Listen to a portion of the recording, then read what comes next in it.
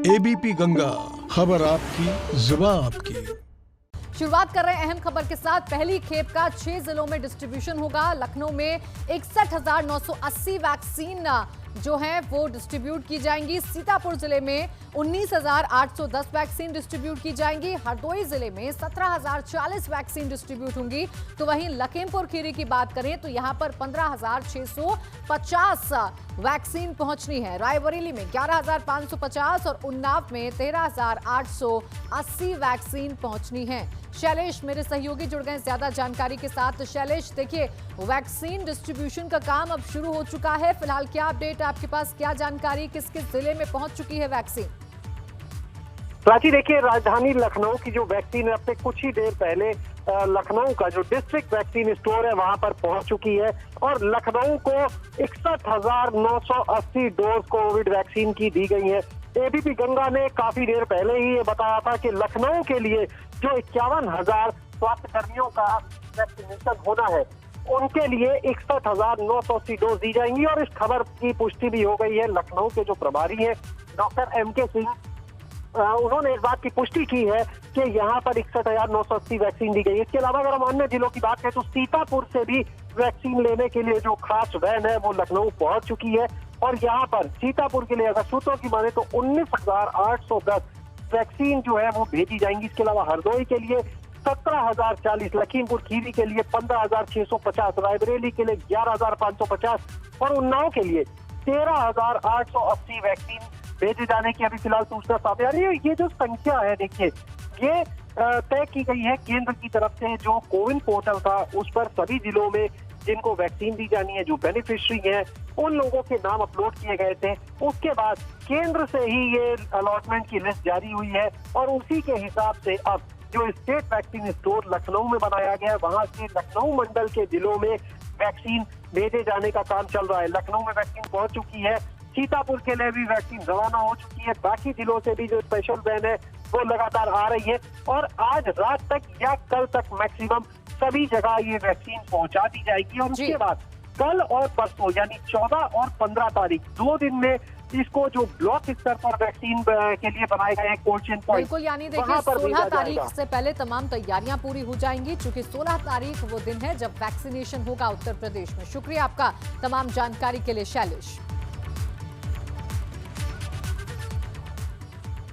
और अगली बड़ी खबर, लखनऊ वाराणसी समेत कई जगह है जहां कोरोना की वैक्सीन पहुंच चुकी है और वैक्सीनेशन का पूरा प्लान तैयार है। इस एबीपी गंगा तो ये अहम खबर आपको बता दें, यूपी में कोरोना वैक्सीनेशन पर इस वक्त की बड़ी खबर मिल रही है। लखनऊ में डिस्ट्रिक्ट स्टोर की वैन वैक्सीन लेने पहुंची है और अब ये जो डिस्ट्रीब्यूशन है ये शुरू हो रहा है। कुछ ही देर में कानपुर और अयोध्या भी पहुंचने वाली है वैक्सीन। लखनऊ में डिस्ट्रिक्ट स्टोर की वैन वैक्सीन लेने पहुंची है। नगरीय सामुदायिक स्वास्थ्य केंद्र सिल्वर जुबली पहुंची, कड़ी सुरक्षा में पहुंची वैक्सीन की वैन। आपको बता दें कि यूपी में कोरोना वैक्सीनेशन पर ये एक्सक्लूसिव खबर एबीपी गंगा पर आप देख रहे हैं।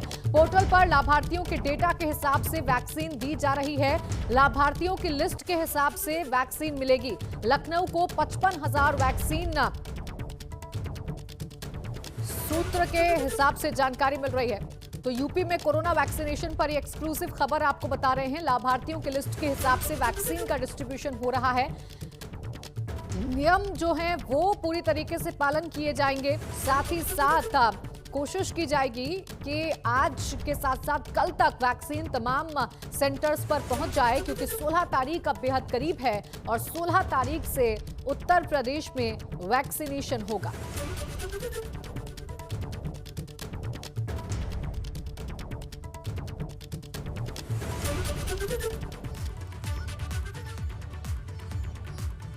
तो किस जिले में कितनी वैक्सीन जाएगी ये तो तय हो चुका है और क्या प्लान है वैक्सीनेशन का, इसको लेकर हमारे संवाददाता शैलेश ने DG family welfare Rakesh Dubey से बात की। कोविड वैक्सीन को स्टेट स्टोर से जिलों में भेजने की तैयारी कर ली गई है। हमारे साथ में इस समय DG family welfare doctor Rakesh Dubey ji मौजूद हैं। हम सीधे उनसे बात करेंगे। सर, किस तरह के निर्देश दिए गए? वैक्सीन आ गई थी जैसे, उसके बाद अब जिलों में जो भेजने के निर्देश हैं, क्या कहा गया?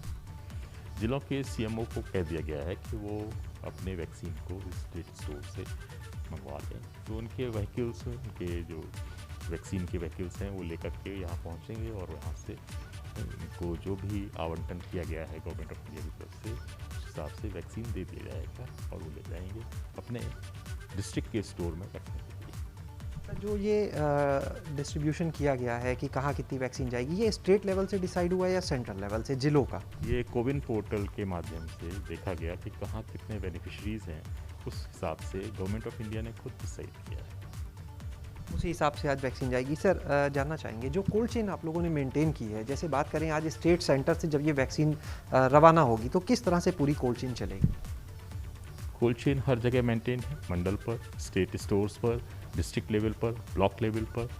तो ब्लॉक लेवल तक वैक्सीन को हम पहुंचा देंगे कल तक, और उसके बाद वहां से वैक्सीन कैरियर के माध्यम से सेशन साइट पर जाएगा उसी दिन मॉर्निंग में, जिस दिन की सेशन ऑर्गेनाइज किया जाएगा। सर सेम डे जाना है तो वहाँ पर किस तरह के डायरेक्शंस दिए गए हैं? सिक्योरिटी के पॉइंट से क्या कहा गया है, किन बातों का विशेष ध्यान देना है?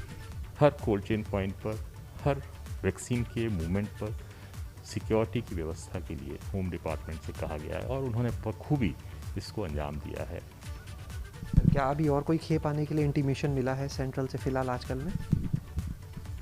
सर क्या और कोई खेप आने के लिए कोई इंटीमेशन अभी सेंट्रल से मिला है आप लोग को आजकल में कि और खेप आएगी? एक अयोध्या के लिए आना था, मगर अभी तय नहीं है वो किस समय आएगा। और हमारा जो 20,000 की डोज बची हुई थी वो भी आज ही किसी समय आनी है। अयोध्या में सर क्या कुछ अभी बताया गया, कितना भेजेंगे या बाद में बताया जाएगा? अयोध्या को इंटीमेट कर दिया गया है कि कितना आ रहा है। उधर कानपुर में भी कोरोना की खेप पहुंच गई है। चकेरी एयरपोर्ट से वैक्सीन को कड़ी सुरक्षा व्यवस्था के बीच काशीराम हॉस्पिटल तक पहुंचाया गया, जहां जिला प्रशासन और शासनिक अधिकारियों की तरफ से भारी सुरक्षा व्यवस्था के इंतजाम किए गए हैं। कानपुर के अलग अलग कैंप में 1400 लोगों को इस वैक्सीन का डोज दिया जाएगा। यूपी समेत देश भर में 16 जनवरी को कोरोना का टीका लगेगा।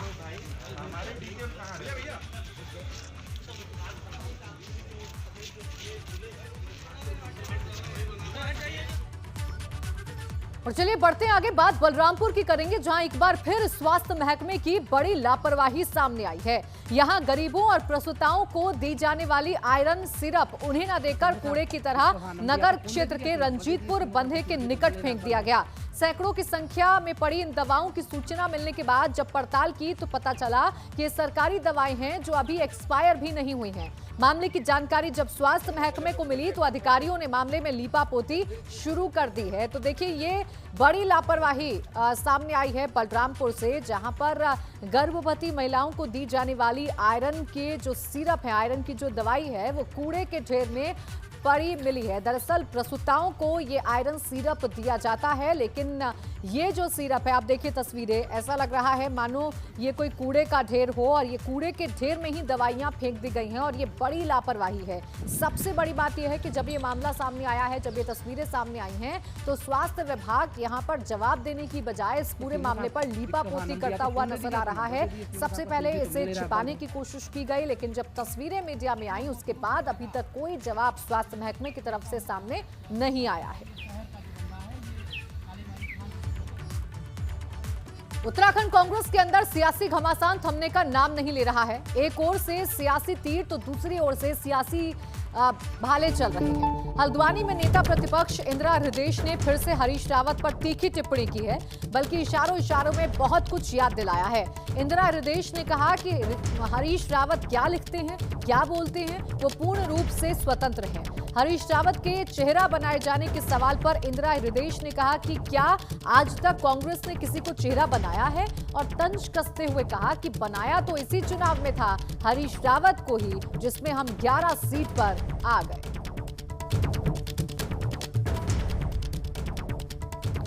तो आपको बता दें कि उत्तराखंड में कांग्रेस के अंदर जो कलह है वो साफ तौर पर अब खुलकर सामने आ रही है। कल जिस तरीके से पूर्व सीएम हरीश रावत ने खुलकर ये बोला था कि वो प्रीतम सिंह का नाम सीएम रेस में सबसे आगे देखते हैं, इंदिरा हृदयेश के नाम का भी स्वागत करते हैं, लेकिन खुद को इस रेस से बाहर बता रहे हैं। अब उसी पर तीखे वार किए हैं इंदिरा हृदयेश ने।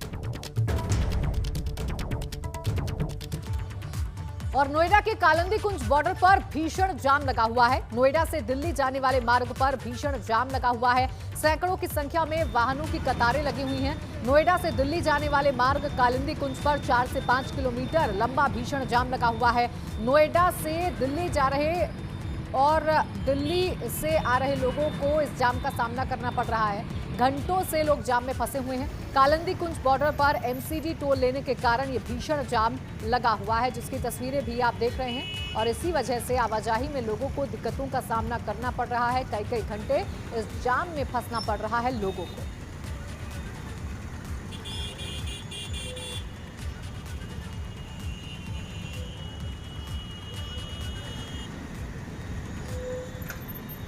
तस्वीरें देखिए, हम आपको दिखा रहे हैं। ये देखिए लंबी लंबी कतारें गाड़ियों की। आप इन तस्वीरों को देखकर खुद ही ये अंदाजा लगा सकते हैं कि कितनी दिक्कतों का सामना लोगों को करना पड़ रहा होगा। एमसीडी टोल टैक्स की वजह से ये लंबा जाम सड़क पर लगा हुआ है और गाड़ियां जो हैं वो रेंगती हुई सड़क पर नजर आ रही हैं। कई घंटों लोगों को सड़क पर बिताने पड़ रहे हैं। कई घंटे लोग इस जाम में फंसे हुए हैं, जिसकी वजह से लोग काफी परेशान हो रहे हैं। दिल्ली से नोएडा जाने वाले जो लोग हैं उनको काफी परेशानी हो रही है। सैकड़ों की संख्या में वाहन घंटों से जमे हुए हैं सड़क पर ही। आप तस्वीरें देखिए और खुद अंदाजा लगाइए कि कितनी दिक्कत यहां पर लोगों को हो रही होगी। नोएडा के कालिंदी कुंज बॉर्डर पर ये लंबा भीषण जाम लगा हुआ है और वाहन जो हैं वो कई घंटों से जाम में फंसे हुए नजर आ रहे हैं, रेंगते हुए नजर आ रहे हैं। कालिंदी कुंज बॉर्डर पर जो गाड़ियां हैं वो थमी हुई नजर आ रही हैं।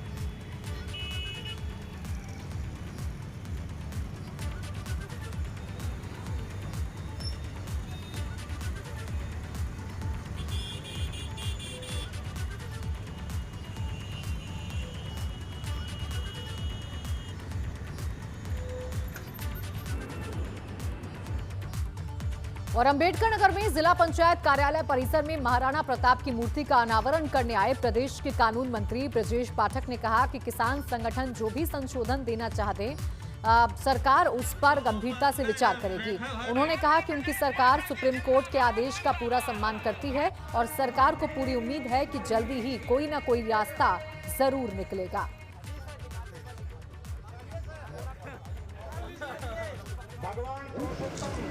उसमें सरकार लगातार इस पक्ष में है कि किसी भी स्थिति में किसान भाई उनकी बात को समझें और जो भी संशोधन वो प्रस्तुत करना चाहे दें। और हमारी सरकार लगातार किसानों के संपर्क में है और हम माननीय उच्चतम न्यायालय का भी सम्मान करते हैं। वो जो भी कहेंगे और जो भी किसान भाई चाहते हैं कोई न कोई रास्ता जरूर निकलेगा।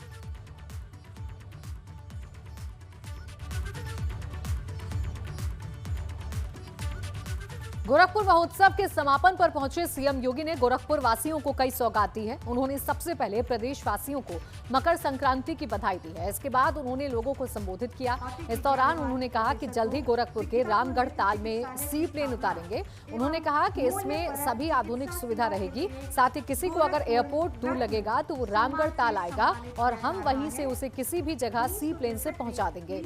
उन्होंने कहा कि 16 जनवरी से पूरे देश में कोरोना वैक्सीन लगाई जाएगी। अब तक की सबसे बड़ी महामारी से जूझ रही दुनिया के सामने अपना देश मिसाल पेश करेगा। उन्होंने कहा कि वैक्सीनेशन के लिए अपनी बारी का इंतजार करें।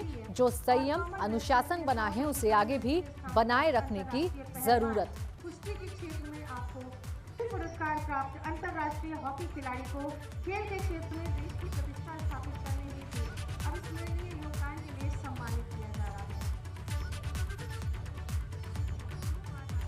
और अगली बड़ी खबर आपको बताएं, यूपी एमएलसी चुनाव से जुड़ी हुई ये बड़ी खबर। सपा ने अपने प्रत्याशियों के नाम घोषित कर दिए हैं।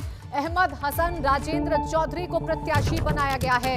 राजेंद्र चौधरी को दोबारा एमएलसी प्रत्याशी बनाया गया है। विधान परिषद चुनाव में सपा का एक सीट पर जीतना लगभग तय है। राजेंद्र चौधरी को प्रत्याशी बनाकर सपा ने अपनी नई सियासी चाल जरूर चल दी है, क्योंकि एक सीट तो सपा के खाते में जाती हुई नजर आ रही है, लेकिन एक और सीट पर प्रत्याशी उतारा है समाजवादी पार्टी ने।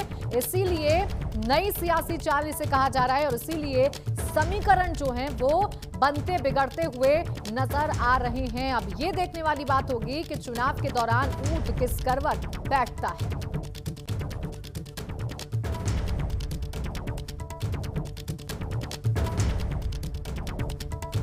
सपा ने 2 प्रत्याशियों के नाम घोषित कर दिए हैं। अहमद हसन और राजेंद्र चौधरी को प्रत्याशी बनाया गया है विधान परिषद का। विधान परिषद चुनाव में सपा का 1 सीट पर जीतना तय है, लेकिन एक और कैंडिडेट सपा ने उतारा है, जिसके बाद ये जरूर कहा जा सकता है कि कहीं ना कहीं ये नई सियासी चाल है समाजवादी पार्टी की। उधर यूपी के मिशन शक्ति अभियान पर प्रियंका गांधी ने प्रहार किया है। कांग्रेस महासचिव प्रियंका गांधी वाड्रा ने सवाल उठाए हैं और फेसबुक पर सवाल उठाते हुए प्रियंका गांधी ने पोस्ट लिखा है और लिखा है कि अभियान के प्रचार में करोड़ों रुपए बहाए गए, जमीनी स्तर पर महिलाओं की सुरक्षा नहीं हो पा रही है। पिछले दिनों गोरखपुर में 12 से अधिक लड़कियों की मौत हो गई। अपराध में सजा दिलाना तो दूर, मृत लड़कियों की पहचान तक नहीं हो पाई। प्रदेश में हर दिन औसतन 165 अपराध के केस सामने आते हैं। ये पोस्ट लिखा है प्रियंका गांधी वाड्रा ने फेसबुक पर और इसके जरिए मिशन शक्ति अभियान पर निशाना साधा है। आपको याद दिला दें कि मिशन शक्ति अभियान यूपी सरकार का महत्वाकांक्षी अभियान है, जिसके तहत बेटियों को सशक्त बनाया जा रहा है।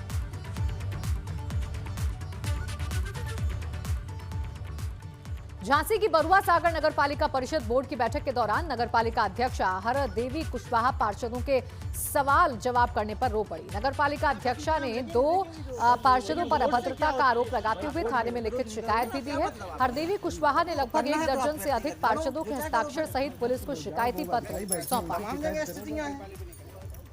वाद विवाद क्या हुआ? वाद विवाद यही है कि मानो कि नहीं आपके पति ऐसा करते हैं, आपके पति तो हमने कही कि क्या करते हैं हमारे पति, ये बताओ। तो सभी पार्षद वगैरह भी थे, ये लोग भी थे, तो को चुप हो जा। और वो मनु नायक है, उनको लेके जल्दी से भाग गए दौड़ लगा के। अब क्या चाहती हैं आप? हम ये चाहते हैं कि ये भागे क्यों है मनु नायक, जब हमारे सभी पार्षद थे और इतनी बदतमीजी कर रहे थे हमारे साथ, तो इन्हें ये तो सोचना था कि माने थोड़ा बैठे, कि माने उनको समझाए कि माने आप पति के खिलाफ क्यों बोल रहे हैं या क्या कर रहे हैं। और अगली अहम खबर, जौनपुर से गायब हुई 3 नाबालिग नोएडा से बरामद हुई हैं। दिल्ली जाने वाली रोडवेज बस में नाबालिग मिली हैं। एक्सप्रेस वे से पुलिस ने उन्हें रिहा करवाया है। जौनपुर पुलिस ने गौतम बुद्ध नगर पुलिस के साथ संपर्क किया था। तो ये अहम खबर आपको बता दें, जौनपुर से 3 नाबालिग लड़कियां गायब हुई थी, जो कि नोएडा से बरामद हुई हैं। दिल्ली जाने वाली रोडवेज बस से इन्हें बरामद किया गया है। एक्सप्रेस वे से पुलिस ने इन्हें रिहा किया है। गोंडा में 2018 बैच के पुरुष सिपाही पर पुलिस लाइन में तैनात महिला पुलिसकर्मी के साथ जबरदस्ती दुष्कर्म करने का आरोप लगा है। आरोप है कि बीते 10 जनवरी को आरोपी सिपाही ने महिला आरक्षी को फोन करके अपने घर कमरा दिखाने के लिए बुलाया, फिर उसके साथ दुष्कर्म किया। महिला पुलिसकर्मी ने इस मामले में कप्तान से शिकायत की है। वहीं पुलिस इस पूरे मामले की गंभीरता को देखते हुए आरोपी सिपाही के खिलाफ महिला थाने में दुष्कर्म की धाराओं में मुकदमा दर्ज कर जांच में जुट गई है।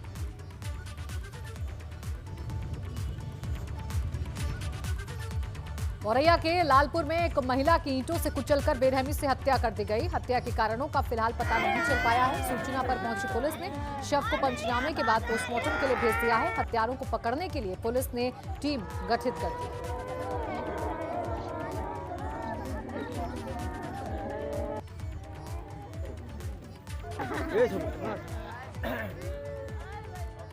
देखिए, थाना फफूंद क्षेत्र में ग्राम लालपुर में सुबह पुलिस को सूचना प्राप्त हुई कि सरिता जी जो अरविंद दोरे हैं, उनकी वाइफ हैं, उम्र उनकी करीब 28 से 29 वर्ष के बीच बताई जा रही है। उनके सर पर किसी ने प्रहार करके उनकी हत्या कर दी गई है।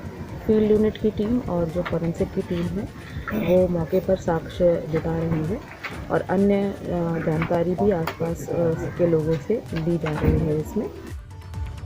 और अब खबर इटावा से है। यहाँ 25 साल के युवक की ईंट पत्थर से मार कर बेरहमी से हत्या कर दी गई। पूरा मामला महेरा चुंगी रेलवे लाइन के पास का है, जहाँ एक युवक का शव मिलने से इलाके में सनसनी फैल गई। उधर जब मौके पर ही पुलिस पहुंची तो कुछ ही देर में मृतक के परिजन भी वहां गए, जिसके बाद मृतक की शिनाख्त रामबाबू के रूप में हुई, जो कुल्हड़ बनाने का काम करता था। हालांकि हत्या किसने की और क्या वजह है, पुलिस इस पूरे मामले की जाँच कर रही है।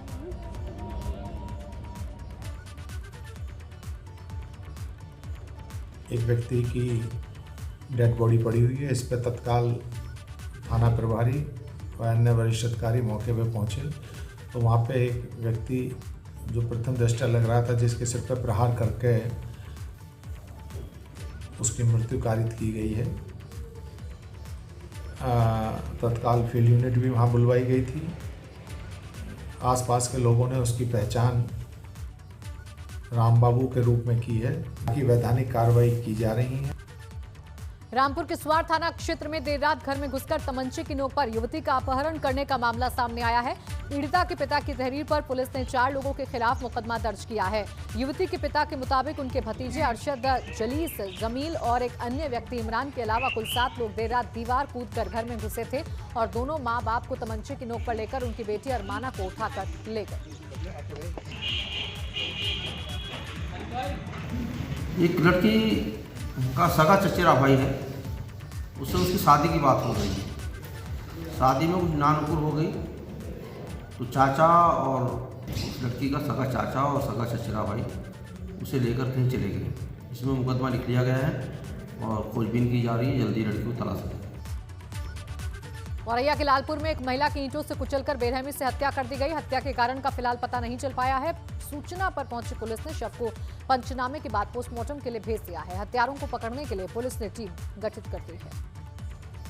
बढ़ते आगे बात अलीगढ़ की करेंगे। यहां थाना गांधी पार्क इलाके के ओजोन सिटी रोड पर पुलिस और बदमाश में मुठभेड़ के बाद 4 बदमाशों को पुलिस ने पकड़ लिया। हालांकि इन बदमाशों को गोली लगने के बाद पकड़ा गया है। आरोपियों को जिला अस्पताल में भर्ती करवाया गया है। इनके पास से तमंचा, कारतूस और एक कार बरामद हुई।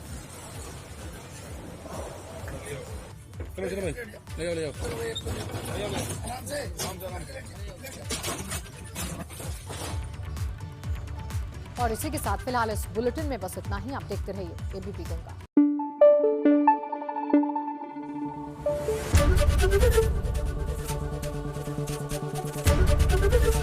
एबीपी गंगा, खबर आपकी, जुबान आपकी।